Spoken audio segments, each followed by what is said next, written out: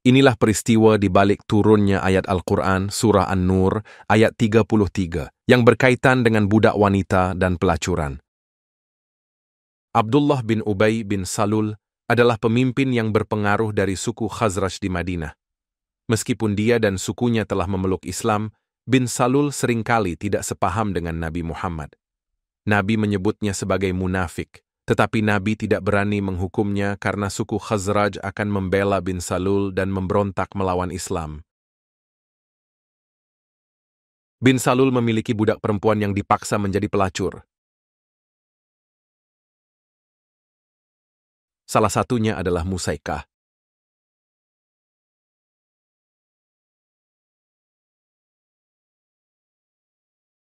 Setiap kali ada tamu yang datang ke rumahnya, ia akan menawarkan Musaikah dan budak perempuan lainnya untuk tidur bersama mereka dengan imbalan uang. Para budak wanita tidak punya pilihan selain menuruti perintah. Mereka tahu bahwa jika melawan, bin Salul akan menghajar mereka. Karena dipaksa melacur terus, Musaikah beberapa kali hamil dan melahirkan beberapa anak. Lalu bin Salul melihat peluang lain untuk mendapatkan keuntungan. Ia mendekati para ayah dari anak-anak tersebut dan menuntut pembayaran. Aku mendapatkan uang yang cukup banyak dengan melacurkan budakku. Jika mereka hamil dan melahirkan anak, aku akan menemui ayah anak tersebut dan menawarkan untuk menebus anak itu. Jika dia menolak, aku tunggu saja. Setelah anak itu cukup besar, aku akan menjualnya di pasar budak. Bagaimanapun, aku tetap mendapat keuntungan. Musaikah dan ibunya sangat terpukul oleh perlakuan bin Salul tersebut. Bin Salul memperlakukanku lebih buruk daripada binatang, seolah aku ini tidak berarti, tidak punya jiwa atau perasaan. Mari kita laporkan pada Nabi Muhammad. Mungkin beliau bisa membantu. Nabi? Dia kan juga juragan budak. Mana mungkin dia mau membela seorang budak wanita melawan majikannya? Mesti gimana lagi dong? Semenjak itu, Musaikah menolak perintah bin Salul untuk bersenggama dengan para pria yang berkunjung ke rumahnya. Kamu harus nurut perintahku. Beraninya kamu melawan aku? Emangnya kamu ini siapa? Ibunya datang untuk membelanya, tetapi bin Salul juga memukulinya. Pada malam hari, Musaikah dan ibunya merenungkan nasib mereka. Bin Salul meraup keuntungan sementara tubuhmu hancur. Apakah ini Islam? Kayaknya Nabi Muhammad adalah harapan terakhir kita. Dia harus mendengar nasib kita. Keesokan harinya Nabi Muhammad sedang berada di masjid, dikelilingi oleh para sahabatnya. Musaikah dan ibunya masuk ke ruangan masjid.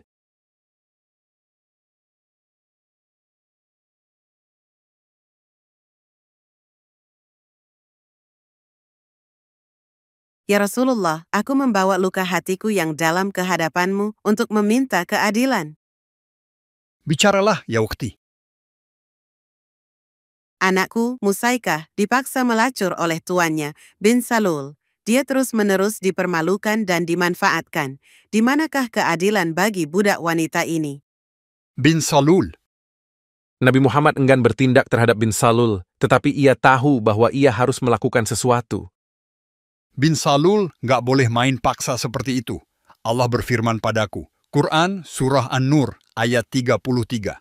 Dan janganlah kamu paksa budak-budak wanitamu untuk melakukan pelacuran, sedang mereka sendiri mengingini kesucian karena kamu hendak mencari keuntungan duniawi. Jika mereka tidak ingin tetap suci, apakah boleh bagi mereka untuk melakukannya? Wah, apa masalahnya kalau kedua pihak setuju dengan itu? Haha. Apakah engkau tidak akan mengharamkan pelacuran? Apakah hukuman bagi Ibn Salul? Oh, ayatnya masih berlanjut. Tetapi jika ada yang memaksa mereka, maka setelah pemaksaan itu, Allah Maha Pengampun, Maha Penyayang terhadap mereka. Apa maksud sebenarnya? Allah akan mengampuni putrimu atas perbuatan lacurnya, asalkan dia tidak melakukannya lagi. Pengampunan? Anakku tidak butuh pengampunan. Bin Salul lah yang berbuat dosa. Masakan dia bebas begitu saja? Aku tidak berniat melacur. Bin Salul yang memaksaku. Aku melahirkan bayi dan dia menjualnya kepada pria yang memperkosaku. Ayatnya sudah selesai. Allah telah berfirman, Apa hukuman untuk bin Salul? Mengapa engkau tidak melarang pelacuran ini? Nabi sudah menjawabmu, sekarang pergi. Kalian itu budak, harus tahu tempatmu dalam umat muslim.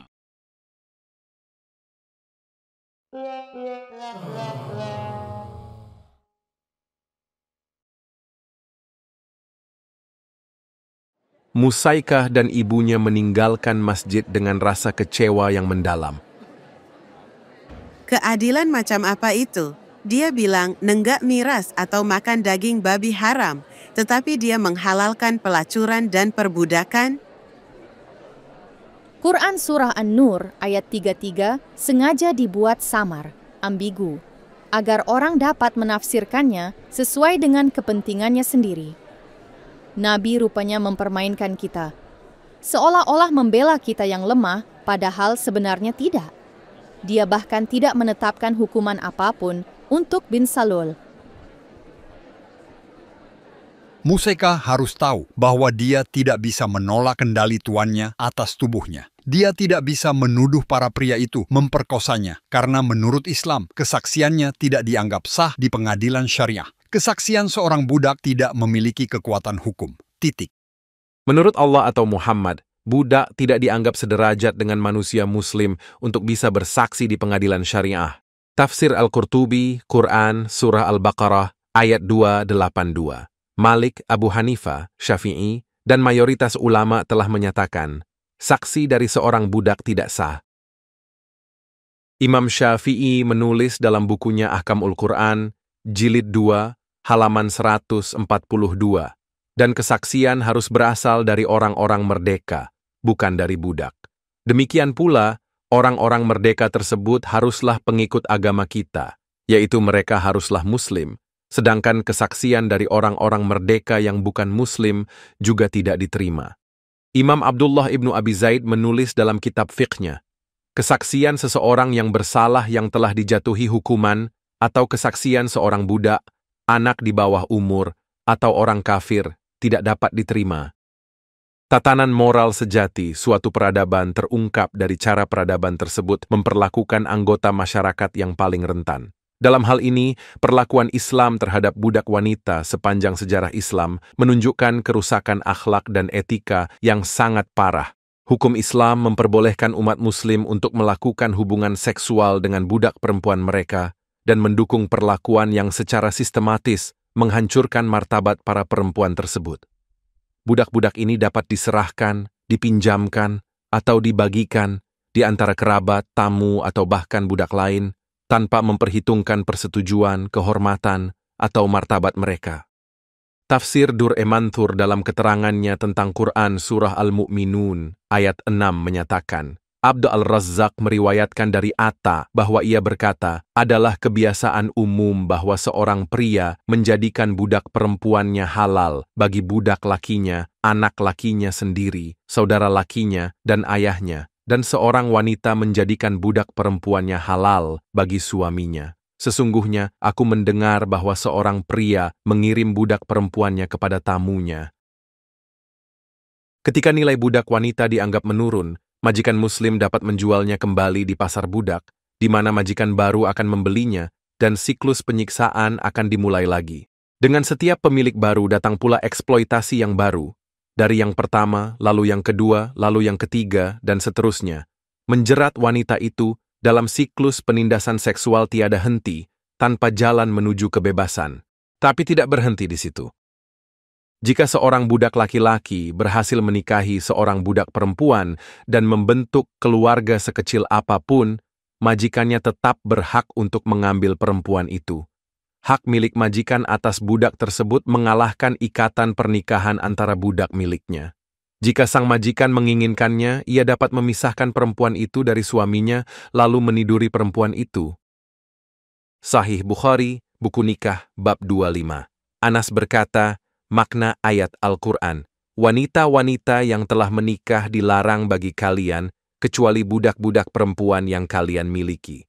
Namun tidak ada masalah jika seorang pria yaitu majikan budak, mengambil budak perempuannya yang telah menikah dari budak laki-lakinya. Gagasan mengerikan ini diulang kembali dalam komentar Ibnu Hajar al-Asqalani terhadap Sahih al-Bukhari, di mana ia menegaskan kembali riwayat di hadis tersebut. Dalam riwayat Al-Kashmihani, Ismail Al-Qadi menyebutkan seorang budak perempuan yang dinikahkan dengan seorang budak laki-laki. Al-Qadi memasukkan kisah ini dalam bukunya Ahkam Al-Quran dengan sanad yang sahih melalui Sulaiman Al-Taimi, Abu Majliz, dan Anas ibnu Malik. Anas ibnu Malik menafsirkan ayat Al-Quran dan wanita-wanita yang telah menikah dengan mengatakan bahwa ayat tersebut merujuk pada wanita merdeka yang memiliki suami, kecuali mereka yang dimiliki oleh tangan kananmu, yaitu budak wanita. Ia menjelaskan bahwa diperbolehkan bagi seorang majikan muslim untuk mengambil budak perempuan yang telah menikah dengan budak laki-lakinya dan berhubungan intim dengannya. Bagaimana keadilan dapat ditegakkan ketika hak milik majikan muslim memungkinkan dia untuk melanggar kesucian keluarga budaknya, menghancurkannya dalam sekejap karena dia diberi hak meniduri istri budak lakinya? Musti bagaimana para budak wanita bersikap dalam hal ini? Bisakah kami para budak melarikan diri dari cengkeraman majikan muslimnya? Di hampir setiap peradaban kuno, budak yang melarikan diri menghadapi hukuman yang sangat berat. Namun, menurut hukum Islam, penindasan tersebut bahkan lebih jauh lagi diperkuat oleh kekerasan fisik dan kontrol psikologis. Berlawanan dengan pandangan zaman modern, Islam tidak menghapuskan perbudakan. Para Muslim yang menentang perbudakan sudah jelas tidak tahu hukum syariah atau karena ingin menciptakan citra Islam yang lebih baik. Faktanya, aku telah menetapkan sistem kendali berlapis ganda untuk mencegah budak melarikan diri. Pertama, aku menyatakan bahwa hukuman fisik diperbolehkan untuk budak yang melarikan diri. Pemilik muslim dapat menjatuhkan hukuman berat, termasuk hukuman mati. Misalnya, sahabatku Jarir ibn Abdullah memenggal kepala budaknya yang melarikan diri. Hukuman ini halal dalam Islam. Kedua, aku juga menerapkan mekanisme psikologis untuk mencegah budak-budak melarikan diri. Saya menyatakan bahwa jika seorang budak muslim melarikan diri, Allah tidak akan menerima doanya. Orang tersebut akan dianggap sebagai kafir dan murtad, status yang, menurut hukum Islam, dapat dikenakan hukuman mati dan siksa abadi di neraka. Sunan An-Nasa'i, buku tentang perang, nomor 4050. Jarir pernah menceritakan dari Nabi, jika seorang budak melarikan diri, salatnya tidak akan diterima, dan jika dia mati, dia akan mati dalam keadaan kafir. Seorang budak milik Jarir melarikan diri, dan Jarir menangkapnya lalu memenggal lehernya. Kombinasi antara teror fisik dan kutukan spiritual ini berfungsi sebagai pencegah yang kuat, mengunci para budak tidak hanya dalam rantai beneran, tetapi juga dalam ketakutan mental akan murka ilahi. Katanya Islam mendorong penghapusan perbudakan. Lalu mengapa diperbolehkan untuk memenggal kepala budak yang melarikan diri? Mengapa tidak ada hukuman bagi majikan muslim yang membunuh budaknya sendiri yang juga muslim?